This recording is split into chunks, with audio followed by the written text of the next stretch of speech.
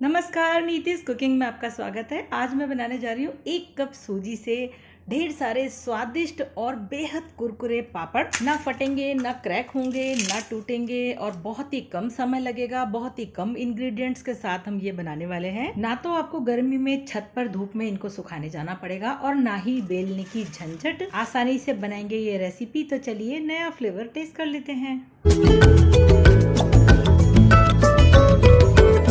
Friends, अगर आप मेरे चैनल पर नए हैं, अभी तक आपने सब्सक्राइब नहीं किया है तो जल्दी से कर लीजिए। नोटिफिकेशन बेल प्रेस कीजिए, ऑल पर क्लिक कीजिए ताकि मेरे आने वाले वीडियोस के सारे नोटिफिकेशन आप तक पहुंचते रहेंगे। तो सबसे पहले हमें ये सूजी के पापड़ बनाने के लिए 1 कप बारीक वाली सूजी चाहिए, जिसे हम रवा भी बोलते हैं। अगर आपको ये ना मिले तो मोटी वाली सूजी मिक्सी के जार में डाल के उसको ग्राइंड कर लीजिए, थोड़ा बारीक कर लीजिए। अब इसमें मैं दूसरा इंग्रेडिएंट बताने वाली हूँ, वो है पापड़ की खार। ये आपको जो पुराने वाले ग्रोसरी स्टोर होते हैं वहाँ पर आराम से मिल जाएगी। अब एकदम परफेक्ट मेजरमेंट से इसे लेंगे। 1 टीस्पून चाय का जो छोटा चम्मच होता है उससे नापेंगे। अब इसे काम में लेते क्यों है ये बताती हूँ। ये पापड़ की जो खार होती है, इससे हमारे पापड़ एक तो फूले फूले बनते हैं, क्रिस्पी बनते हैं और साइज भी तलने के बाद काफ़ी बड़ा हो जाता है। बाजार में जितने भी पापड़ मिलते हैं उनमें पापड़ की खार जरूर डली होती है। अब ये देखिए, खाना खाने वाली हमारी जो चम्मच होती है जिससे हम दाल चावल खाते हैं, उस चम्मच से भी मैं आपको इसका मेजरमेंट लेके दिखा रही हूँ। बिल्कुल लेवल कर दीजिए आप इसको। वो जो मैंने 1 टीस्पून नापा था ना, वो इसमें आ चुका है बिल्कुल अच्छे से, लेकिन लेवल करने के बाद तो ये उसी के बिल्कुल बराबर क्वांटिटी में है। मैं दोबारा इसमें डाल देती हूँ आपको दिखाने के लिए। ये देखिए, एकदम लेवल करके लेना है, ऊपर तक भर के नहीं लेना है। अब सपोज कीजिए आपके पास पापड़ की खार नहीं है, नहीं मिली आपको, तो क्या करें, 1/2 टेबल स्पून खाने वाला मीठा सोडा ले लीजिए। अब हमें चाहिए भारी तले की कढ़ाई, पैन, कुछ भी ले लीजिए बड़े साइज का थोड़ा, और उसमें हम पानी ऐड करेंगे 8 कप। जिस कप से मैंने सूजी नापी थी बिल्कुल उसी कप से ही मैं पानी ले रही हूँ। 8 कप पानी बिल्कुल सफिशिएंट रहेगा। कमाल के पापड़ बनने वाले हैं, बेफिक्र होकर के ले लीजिए। अब इस कढ़ाई को मैं चढ़ा रही हूँ गैस पर। अभी इसमें उबाल नहीं आया है, बस पानी गर्म हुआ है। इसी स्टेज पर हम ये डाल देंगे पापड़ की खार और साथ ही खाने वाला नमक अपने स्वाद के अनुसार। मैं यहाँ पे उसी चम्मच से 2 चम्मच डाल रही हूँ, 2 टेबल स्पून। नमक ज़्यादा बिल्कुल मत डालिएगा, पापड़ में नमक तेज़ हो जाता है तो अच्छे नहीं लगते हैं। अब देखिए, पानी अभी गर्म ही है, मैंने इसमें उबाल नहीं आने दिया है।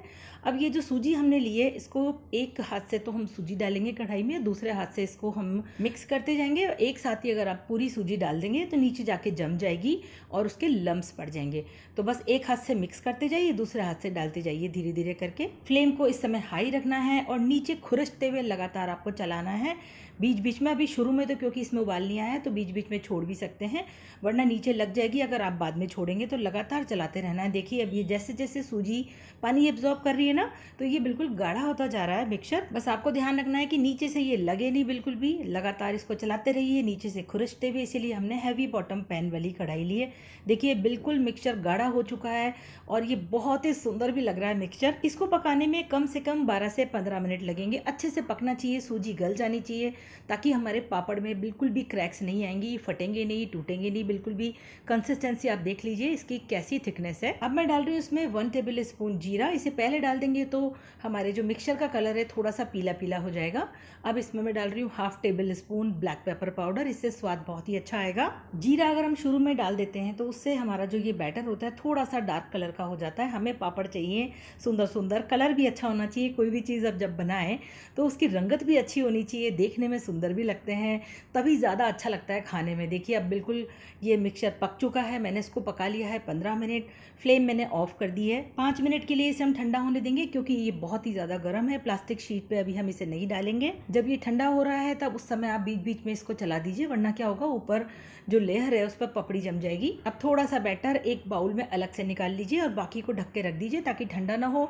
थोड़ा सा वार्म रहना चाहिए, हल्का सा गुनगुना गर्म रहना चाहिए। अब एक प्लास्टिक शीट ले लीजिए, उसे चाहे तो आप ग्रीस कीजिए चाहे मत करिए, फर्क कुछ भी नहीं पड़ता है, आराम से ये उखड़ जाते हैं इस पे से। अब जो खाना खाने वाली चम्मच ली थी ना हमने, उसी चम्मच को हम पूरा भर के शीट के ऊपर डालेंगे और इसे गोलाई में इस तरह से स्प्रेड कर देंगे।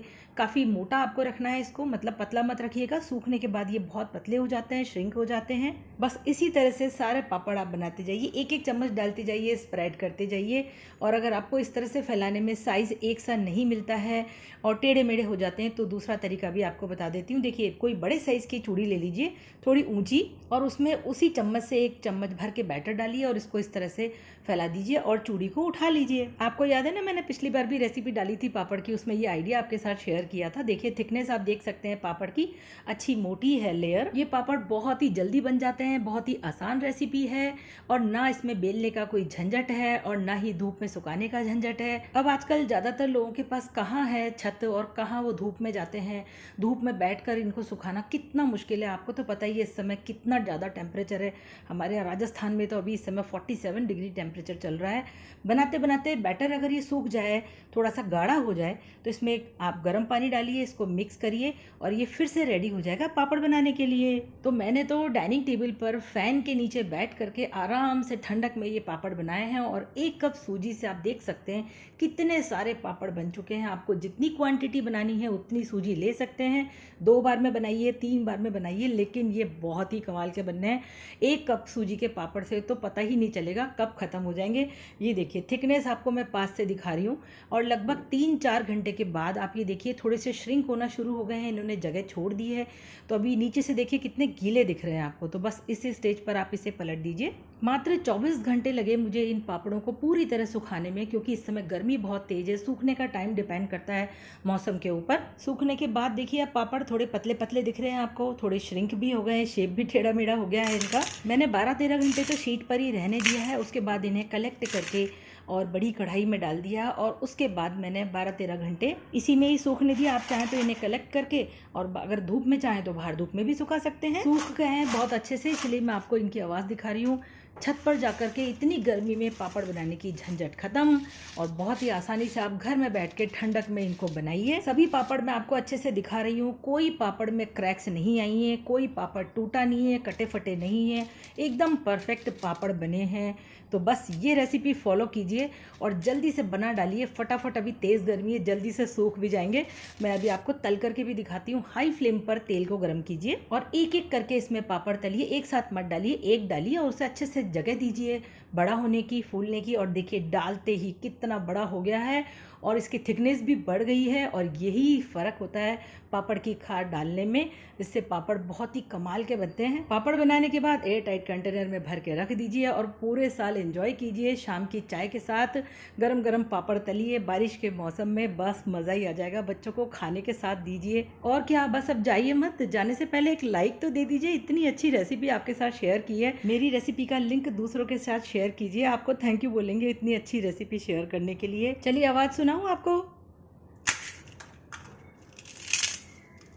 है ना कमाल के। और आपको पापड़ की थिकनेस भी दिखाती हूँ, कितनी अच्छी सी बढ़ गई है इसकी थिकनेस, है ना। कितनी कमाल की रेसिपी, बिना किसी झंझट के, बहुत ही कम इंग्रेडिएंट के साथ, बहुत कम टाइम के साथ। तो जल्दी से मेरे चैनल को सब्सक्राइब कर दीजिए। फिर मिलेंगे इसी तरह की अच्छी सी एक रेसिपी आपके साथ शेयर करूँगी। लेकिन आपको पता कैसे चलेगा, नोटिफिकेशन बेल प्रेस कर लीजिए, तभी आपको मेरे सारे वीडियोज़ के नोटिफिकेशन मिलेंगे। Bye bye.